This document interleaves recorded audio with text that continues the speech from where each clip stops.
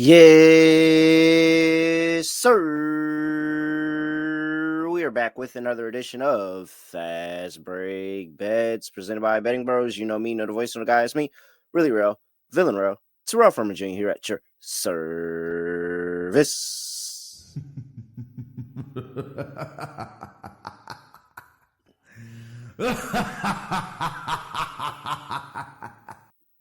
And what Prime tell him? Hey, tell him hit my theme music.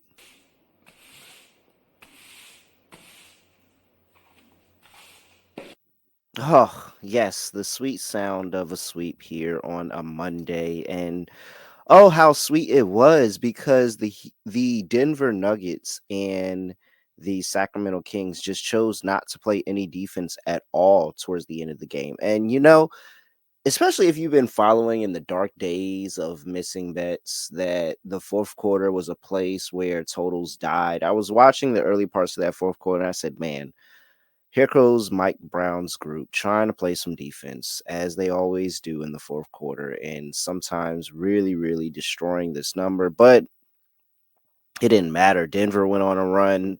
Sacramento went on a run. You had De'Aaron Fox and DeRozan go off in the fourth quarter and a whole bunch of scoring. I mean, very good to get over 239 there to cash. And then De'Aaron Fox coming through for us after a rough start to the game. I mean, it was a very, very, very rough start to the game for the Sacramento Kings. And that's why this team can't be trusted, because they go down 23 early in the game. They battle their way all the way back. I think they took like a 10-point lead at some point and then ended up blowing that lead. What was it, a 14-2? I think it was a 14-2 run in that fourth quarter that I just saw. And then you have DeMar DeRozan and really De'Aaron Fox that heated up in the fourth quarter, pulled them back into it. They took a lead, gave it back, took a lead, gave it back, and DeMar DeRozan fumbles the ball at the end, and that's kind of the game. But nonetheless, glad I didn't take a position on the side, because I probably would have took the Kings. So glad I didn't do that. Got the over, that hit. De'Aaron Fox points and assists, over 30.5 points and assists, that hit. And the YouTube short and the social media play hit as well, because we had, well, I really don't want to tout that one too much, because I got Nikola Vucevic over to 28.5 points and rebounds. He finished with 29, so I won by the hook. However, Zach LaVine was ruled out late. And so if you were, somebody that bets towards the beginning of the game, you probably got 30.5, 31.5, and that didn't hit. So I really don't feel as good kind of touting that win. But I mean, I did win. Like, I did give out a winning pick. But if you got the worst of the number there, then it wasn't any good there. Nonetheless, it's been a very good week. And I mean, it's been really, really good for the social media plays. But in terms of the podcast, including our weekend Discord play as well, 7-4 over the past week. So up units there, but all the real profit is coming through the YouTube shorts and the social media videos. That's why I tell you, you got to be subscribed to the YouTube. So you just go ahead and get those shorts, youtube.com/bettingpros, and follow us on X, TikTok at BettingPros, because those social media plays, those plays are 5-1 over the past week, with a ladder cash on Keegan Murray. There was a ladder cash on Cat, and there was a ladder cash on Devin Vassell. So those are 3 different days that you got plus money bets added on to winning the actual bet on the day. So a lot of profit going on those social media days, and those have been really good. I don't know. I don't know what it is. I'm not gonna say anything. I don't like the jinx stuff. If you don't know me by now, I'm sorry, I'm gonna get to the picks for the day. If you don't know me by now, I am super duper superstitious, like really, really superstitious. I actually really feel bad even talking about it right now. But yeah, that's what's going on. We're just gonna put a pin in it, leave it right there. I don't want to say anything else. No jinxing around here. Knocking on wood, all that. All right. Nonetheless, let's get ready to get to the picks for today. Before we do that, though, got to remind everybody that you should have that Betting Pros app. If you don't already, go give me a follow over there at the Betting Pros app. Over there, you can follow me. Just type my name into the search bar or go to bettingpros.com/Terrell. And you can also get the player prop picks over there at that prop bet cheat sheet. I use it every day, all the time. I'm telling you, like, it's so easy. There's so many extra bets and plays as I drop my phone. There's so many extra bets and plays and everything you can get over there with that prop bet cheat sheet. You can use the system plays. We have a whole bunch of systems. My manager uses those system plays every single day, and he's got a few of them that are really, really good. We got to get back into the systems, and I'm going to drop a few system plays. Maybe I'll get a system play going on the social feed. We'll see. We'll see what we can do there. So definitely make sure you get to the Betting Pros systems. Track all your sports books in one place with the Betting Pros app, and go get it over there in the App Store, Google Play Store, or wherever you get your app store. All right, let's get to it. Bets for today. We only got one game on the slate. It is the finals over there in Las Vegas of the Emiratis NBA Cup. We have the Oklahoma City Thunder taking on the Milwaukee Bucks. OKC's laying 5, 216.5 is the total here. Okay, so let's talk about this game.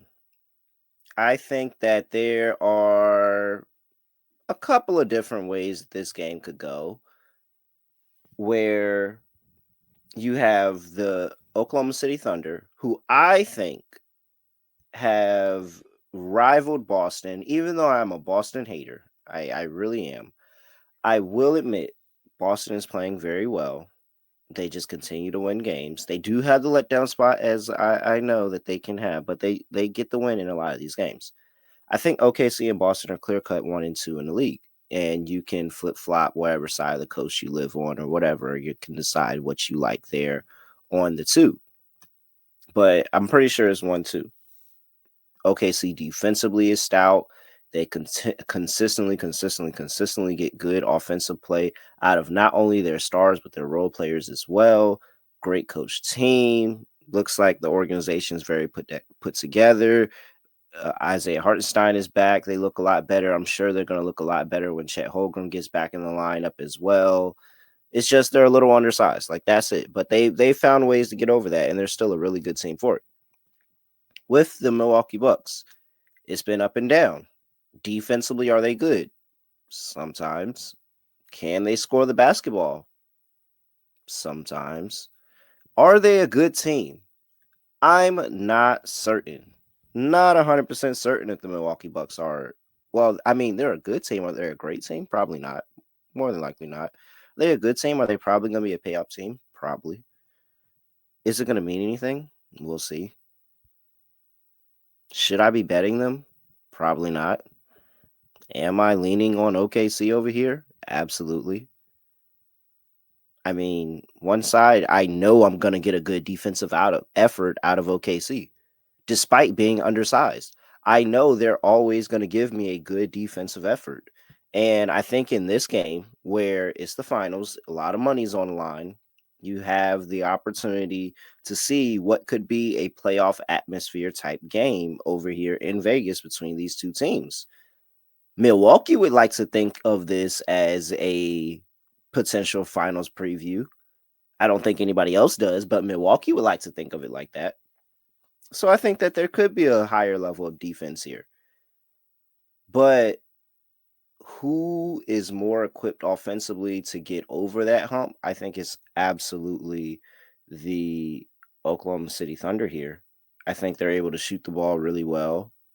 I think that if they can shoot the ball from three extremely well here, that this game is not even close. But I don't think they have an answer defensively, the Milwaukee Bucks, for a SGA. I think that J-Dub has been very good this year. He'll be able to score the basketball. I think that their assortment of role players, from a Cason Wallace to an Aaron Wiggins to Alex Caruso, who has had good games against the Milwaukee Bucks playing over there in Chicago. Like, I think all of those guys have Wiggins, all of those guys, I think all have opportunity to really be able to step up in their own way and play great team basketball, as this team culture of this OKC team is. Whereas on the Milwaukee Bucks side, I don't know what's going on with Dame Lillard, actually. I mean, he's playing. They haven't really talked too much about what's exactly wrong with him, but I'm expecting a pretty good effort. But I still think defensively, the guards for the Milwaukee Bucks are going to struggle. And if this Bucks team doesn't have Dame and Giannis going off every single given night, they kind of look really bad. Like they don't get consistent play out of everybody else. I do think Bobby Portis will have a sneaky good game here. I might have to look at that for a little bit later, but I do think Bobby Portis coming off the bench can have a really sneaky good game here. But uh, we'll see. I think there's too many more options on OKC offensively.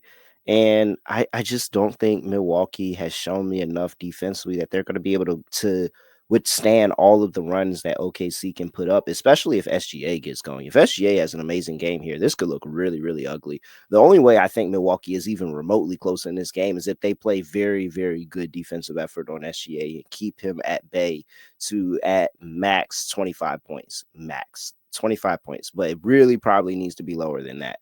Like they really, really have to play great defense on SGA to make this a very, very winnable game for them. I don't think they do it. I think Giannis can absolutely have a monster game in this game, and it mean completely nothing because nobody else on the Milwaukee Bucks was able to get a good look at the basket. So yeah, I'm gonna take the Oklahoma City Thunder, and I am going to lay 5 with them. That's going to be play number 1. I feel pretty confident in OKC being able to win by 2 possessions and handle business here in this spot. Uh, Not too many people on the Milwaukee Bucks that I'm going to be confident in this game. I'm not going to lie. However, I do have one person. Yeah, I have one person that I have now reached a confidence in Milwaukee side that I think they're going to be able to actually put together a pretty solid little effort in a game, and that's going to go to Brooke Lopez. Yeah, we're going to take Brooke Lopez to go over 14 and a half points, rebounds, and assists. This is one of the prop bet cheat sheet's favorite plays, gives it a 67% cover probability, 5-star bet rating, and they have him projected for 18.2 points, rebounds, and assists. And this is really good because he's actually been on a little bit of a slide. He had a good game against Atlanta in the game prior, and that was really the thing that started to invigorate him. He had lost the last 5 games before that, but he's 9 of the last 15 to this number. You look at his history against OKC, and he's gone over this number against OKC in his last 4 straight games. Now, context matters in some of those situations. There's been a lot of injuries over the Milwaukee Bucks over the past couple seasons. And so some of those games, Giannis was in the lineup, some of those games he wasn't. Nonetheless, whether he was there, wasn't there, or whoever was there, Brooke Lopez has found a way to be very good against this Oklahoma City Thunder team. Why? Because they're consistently undersized. Consistently undersized. Like Chet Holmgren. Okay, they're so happy about Chet Holmgren and Isaiah Hartenstein and being able to play those two guys together. Oh man, Isaiah gets hurt. All right, Isaiah comes back. Chet gets hurt. They have yet to have those two in the lineup together. So many times that they just been undersized, where they've had, even some lineups where they're on the court and J-Dub is actually the 5 and they're playing small ball like that. So I think this is an opportunity where Brooke Lopez, whether he's stepping outside from 3 and nobody is tall enough to get a hand in his face and he can get a really good clean look at the basket, or if he's able to clean up on some offensive glass and grab some rebounds, he makes very smart decisions underneath the basket as well, kicking out the shooters. Like if there's ever an opportunity for somebody weird to just have a great offensive game in a game where I think points are going to be at a premium and all of the places where the major points are going to come from, Dame, Chris Middleton, Gary Trent, like all these other guys that will probably try to help alleviate the scoring, not name Giannis, are probably not going to show up. I think Brooke Lopez is one guy that they can't really defend too well because of just the sheer size. So I'm going with Brooke Lopez. This is a little bit different, but I think it's a very good spot and he can have a really good outing here. So I will take Brooke Lopez to go over his 14 and a half points, rebounds, and assists with the prop bet cheat sheet. And that will be play number 2 for the slate. So We close things out with Oklahoma City Thunder laying 5. And then we are going to take Brooke Lopez to go over 14.5 points, rebounds, and assists. Thank you to the prop bet cheat sheet. And make sure you go over there and get that Betting Pros app where you can get that Betting Pros premium for free trial. Just go over there, get it at the Betting Pros app. I am at really real __. Make sure you give me a follow on X and make sure you give us a follow at Betting Pros on X and TikTok at Betting Pros NFL on Instagram and youtube.com/Betting Pros. Hey, make sure you leave us a comment, give us a 5-star rating and review. And oh, yeah, if you leave us a comment on YouTube, you have a chance to win a Tyler Hero autograph jersey. Why would you not want that? So go ahead and make sure you go do that. Appreciate all the support, everybody. With that, we're going to keep this going 12-5 combined over the past week in podcasts and YouTube social media videos. So let's try to keep it going. Let's try to have yet another good day. Best of luck, everybody. With that, I have nothing else to say, nothing else to do. No other way of ending the podcast. Just going to end it like this. We are out of here.